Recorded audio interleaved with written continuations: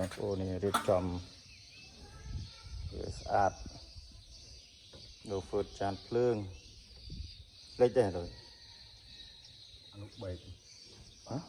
បិទកៅបាទណាហ្វឺតចានភ្លើងអូចិនលេខបើយើងមើលមាននៅតែកាប់សាច់មើលមក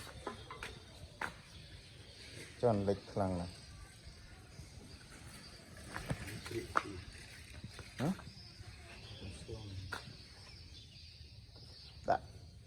ដាក់សង្ស័យនោះថ្ងៃវាទៅលក់តិចដែរដោតមកក្របមករឹតតឹងបានដាក់តែមករឹតតឹងនោះបានហ្នឹងវាមិនវិលទេតែចៅនេះដូរវាចេញធំដាក់តែរងមួយទៅបានចំឲ្យស្អាតជូនអតិថិជននេះក៏លេចប្រេងនេះមើលរឹតវា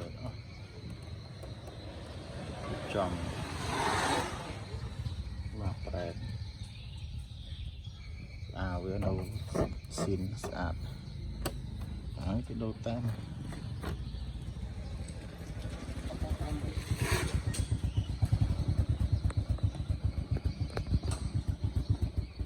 ស្រូមួយ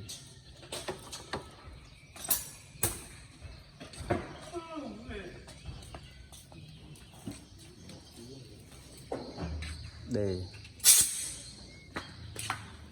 ប៉ាំងទ្រុលដាច់អស់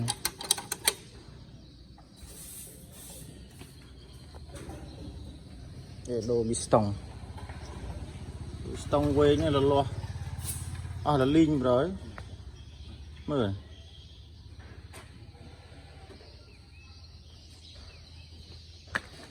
ដូរប្រវត្តិស្តុងសិនញឹកលើ